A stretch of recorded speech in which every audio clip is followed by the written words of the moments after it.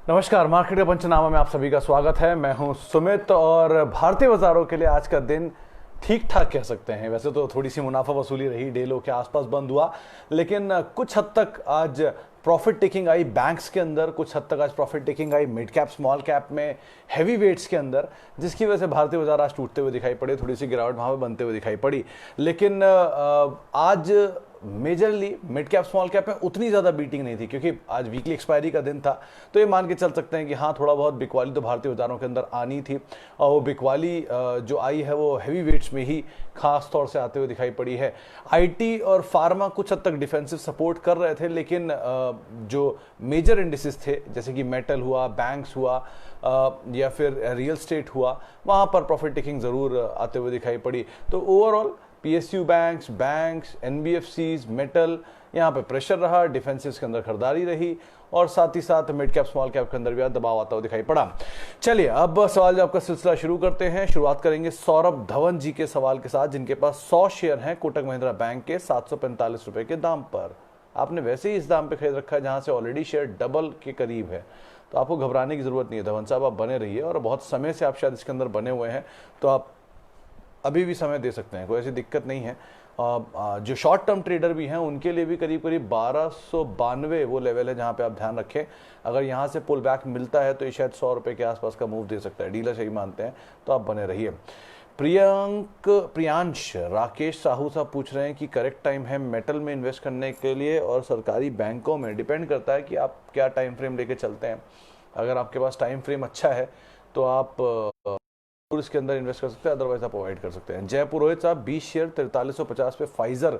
Sir Pfizer कल भी bye था, आज भी बाय है, और कल भी ही बाय होगा। आप अभी से मैं बताता हूँ, अगर आप कल भी मुझसे सवाल पूछेंगे मैं यही बोलूँगा कि बाय ही है, बट टाइम फ्रेम आपका बहुत लंबा होना चाहिए।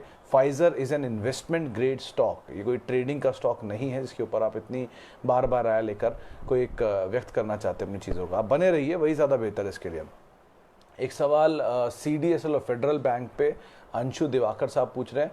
सीडीएसएल पता नहीं आपकी भाव क्या है खरीदारी का, लेकिन ऑल टाइम हाई इसके आसपास चल रहा है, वैसे भी आप इसके अंदर बने रह सकते हैं। और उसके अलावा आप फेडरल बैंक के केस में एक रीसेंट मूव आ चुका है, तो थोड़ा सा आप कॉशियस होने की ज़रूरत है, लेकिन हाँ, सीडीएसएल ज़्यादा बेहतर विकल्प है, आप उसमें बने रह सकते हैं। इसके अलावा जीएमएम फॉडलर के 15 शेयर हैं 4450 के दाम पे। अच्छा प्रॉफिट है, क्या दिक्कत है? आप कोई इशू नहीं है इस कंपनी के साथ एज सच। तो बहुत बड़ी स्टोरी इसमें डेवलप हुई थी, खास तौर से दवा कंपनियों के लिए वायल बनाने का जो एक ट्रिगर था वो इसके लिए काम काज कर रहा है। दवा शेयरों में तेज़ी है तो ये भी तेज़ी में चल रहा है। अगर प्रॉफिट है आप थोड़ा बहुत रीजनेबली बुक कर सकते हैं, अदरवाइज बने भी रहें तो ऐसी कोई दिक्कत नहीं है, तेज़ी के लेवल पे आप निकल सकते हैं। सुमित अरोड़ा साहब हैप्पीएस्ट माइंड पे व्यू पूछ रहे हैं। देखिए, हैप्पीएस्ट माइंड पे भी एक और सवाल भी आया था, 388 रुपये के दाम पे खरीद रखा था। आज नहीं खरीदने का दिन था ओपन मार्केट में, सेकेंडरी मार्केट में। वजह है कि गैप अप होना ही था और गैप अप हुआ भी, तो आप यहाँ पर इसको ना खरीदें। लेकिन जाहिर सी बात है, हर शेयर कभी ना कभी नीचे ज़रूर आता है, अच्छे से अच्छा शेयर कभी ना कभी नीचे ज़रूर आता है। जब नीचे आए तब आप इसमें खरीदारी करें। अगर आप अच्छी कंपनी से मानते हैं तो उस समय भी अच्छी होगी, तब आप इसमें इन्वेस्ट कर सकते हैं, कोई दिक्कत नहीं है। इन्फोसिस लिया करें प्लीज़। इन्फोसिस में क्या लेना है सर? इन्फोसिस अगर अपने ऑल टाइम हाइस पे कामकाज कर रहा है, आपने अगर इन्वेस्ट कर रखा है इन्फोसिस में तो आप बने रह सकते हैं। अगर आपने इन्वेस्ट नहीं किया है तो आप वेट कर सकते हैं, करेक्शन आने दीजिए। नंबर्स हैं इसके 14 अक्टूबर को, उन नंबर्स के बाद इस पर शायद कोई रिएक्शन आए तो उसके हिसाब से आप देख सकते हैं। अच्छा, सत्यजीत जम्बारे साहब पूछ रहे हैं लॉरस लैब में क्या करें। 1421-22 पे शायद आज ये बंद हुआ है, और बहुत लकी है अगर आपने इसको बहुत निचले दाम पे खरीद कर रखी है तो। लेकिन अभी लॉरस लैब में नई खरीदारी ना करें, स्टॉक स्प्लिट होना ही है 1 पे 5, तो अब वो होने दीजिए। लेकिन हाँ, तेज़ी की खबरें अभी भी जारी रहेंगी। नई खरीदारी ना करें, पड़ा है आपके पास तो आप बने रह सकते, कोई दिक्कत नहीं है। इसके अलावा एक सवाल है, इन्फोसिस 483 रुपये के दाम पर 5 साल के लिए। अरे वरुण जी, इसमें तो कोई दो राय नहीं है। 1400 शेयर 5 साल के लिए 483 पे खरीदारी है आपकी, कोई डाउट नहीं है। आप बने रहिए, आराम से बने रहिए। अगर दोबारा आपको ये दाम पर मिले तो आप अपनी पोजीशन डबल कर सकते हैं। सूर्यकांत सिन्हा साहब का सवाल रोज की तरह एक आईटीसी के ऊपर आया है। आईटीसी में एक सेंट्रम की रिपोर्ट थी, मैंने कल ट्वीट भी की थी। उसमें 3 सिनेरियो हैं। बुल केस में 460 450, बेयर केस में, मॉडरेट केस में करीब 300 साढ़े 300 और बेयर केस में भी करीब 265 के आसपास, अभी बहुत नीचे है। आप लोअर लेवल पर अगर नीचे मिलता है तो आप ले सकते हैं, लेकिन नज़रिया आपको बहुत लंबा रखना पड़ेगा, तभी आपके लिए कुछ करेगा, वरना नहीं कर पाएगा।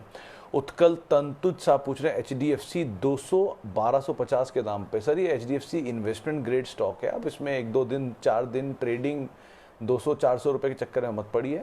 इसे तो आप लेकर रखिए और अच्छे से एक्यूमुलेट करिए, डिविडेंड खाइए और समय दीजिए, बहुत पैसा मिलेगा। यही से एयरटेल में भी एक सवाल का जवाब है, 524 पे खरीदारी है, आप घबराइए नहीं, नीचे के दाम आपको मिलते हैं तो आप इसमें और एक्यूमुलेट कर सकते हैं विशाल शर्मा साहब। और कंपनी में बुराई नहीं है, डेट थोड़ा कंसर्न है, लेकिन ऐसा कोई बड़ी बुराई नहीं है, आप इसमें और लोअर लेवल पे खरीदारी कर सकते हैं। ऋषभ दोषी साहब, अदानी ग्रीन अगर आपके पास पड़ा है तो आप स्लाइट प्रॉफिट अब बुक कर सकते हैं। बहुत बड़ा मूव आ चुका है, 600% के आसपास ये शेयर चल चुका है। इतने बड़े मूव के बाद अब थोड़ी प्रॉफिट टेकिंग तो कहीं ना कहीं आएगी, इतना बड़ा मूव आया है, सब इसके साथ इसके नंबर सपोर्ट नहीं कर रहे हैं नंबर इस मूव को, तो आप बेटर ये कि थोड़ा प्रॉफिट लेकर निकल ही जाएं, वो ज़्यादा बेहतर रहेगा। इसके अलावा एक सवाल और लेते हैं, यस बैंक 5000 लिए हैं। मनोज जी किसके लिए लिए हैं? अगर ये 5000 शेयर आपने इन्वेस्टमेंट के लिए लिए हैं तो आप अवॉइड करिए, तेज़ी मिले निकल जाइए। अगर आपने ट्रेड के लिए लिए हैं तो ये डबल भी हो सकता है, कोई हैरानगी की बात नहीं है, क्योंकि इसमें कुछ भी नंबर सपोर्ट नहीं करते हैं, तो ये कुछ भी भागता है, कैसे ही भागता है। यही सेम वोडाफोन का हाल है।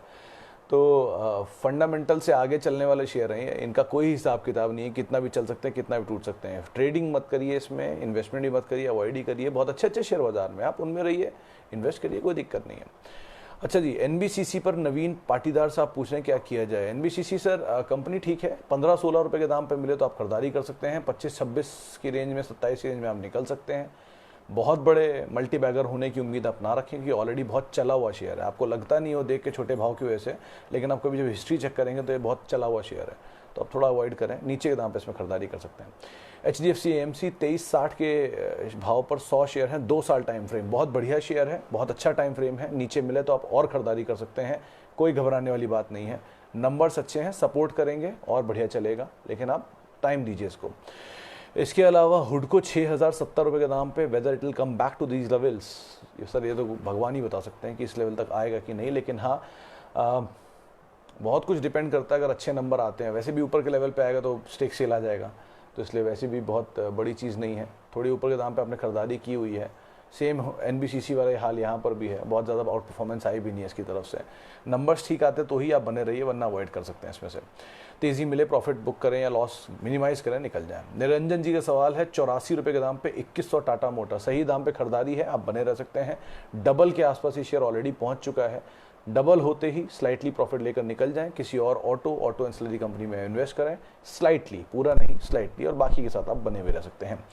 SBI 199 पे प्रवीण साहब पूछ रहे हैं, प्रवीण जी ये कल संजीव भसीन ने खरीदारी की यहाँ पर राय दी है, और आज भी इनफैक्ट कोई खरीदारी की राय दे रहा था PSU स्पेस में, बैंकिंग में। आप बने रह सकते हैं, ऐसी कोई दिक्कत नहीं है। बैंक के फंडामेंटल्स में थोड़ा भाव ऊपर नीचे ज़रूर है, लेकिन वैसे आप बने रह सकते हैं प्रवीण जी, नंबर ठीक है, बैंक ठीक है।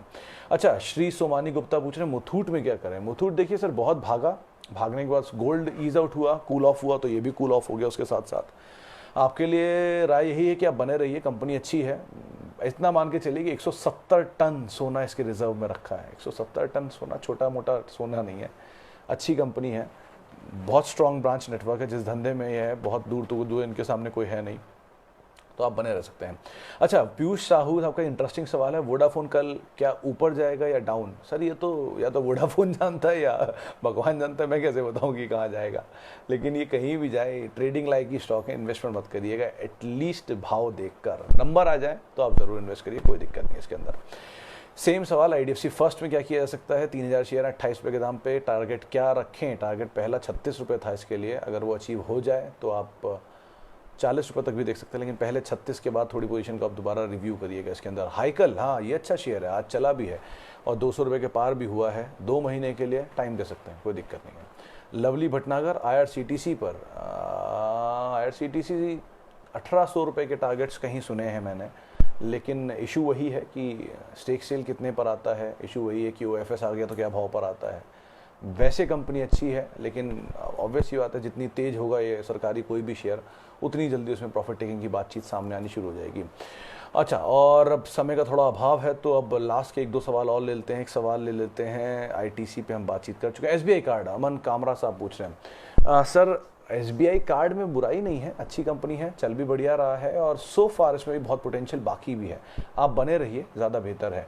रॉकी का सवाल है एचडीएफसी लाइफ पर, हाँ 578 पे खरीदारी है, अच्छा दाम है, ऐड मोर, आपके जितने शेयर हैं आप उसे 10 टाइम भी ऐड कर लीजिए, कोई दिक्कत नहीं है इस कंपनी के साथ। इसमें अच्छे लेवल पे आप हर बार एक्यूमुलेट करिए और स्ट्रॉन्ग पीरियड ऑफ टाइम के लिए रखिए, इस कंपनी के साथ कोई बुराई नहीं है। एचडीएफसी लाइफ एक अच्छा लॉन्ग टर्म होराइजन के लिए, स्टॉक एसआईपी के लिए रादर एक अच्छा शेयर है, आप उसमें इन्वेस्ट कर सकते हैं। रवि शंकर साहब, आपके लिए भी यही सवाल है कि जवाब है कि एचडीएफसी लाइफ एक अच्छा विकल्प है, फाइजर एक अच्छा विकल्प है, एचयूएल एक अच्छा विकल्प है, कोलगेट अच्छा विकल्प है, जहाँ पे आप इन्वेस्ट कर सकते हैं लॉन्ग टाइम होराइजन के लिए। चलिए इसी नोट के साथ अब सवाल जवाब के सिलसिले को यहीं समाप्त करेंगे, समय का थोड़ा अभाव है, और जिनसे हमने बातचीत की उनका बहुत बहुत शुक्रिया, और जिनसे हम बातचीत नहीं कर पाए उनसे हम माफ़ी चाहेंगे। कल हम फिर मुलाकात करेंगे। आप मुझसे जुड़ सकते हैं मेरे ट्विटर हैंडल पे @सुमित रिसर्च, ये मेरा ट्विटर हैंडल है। नमस्कार।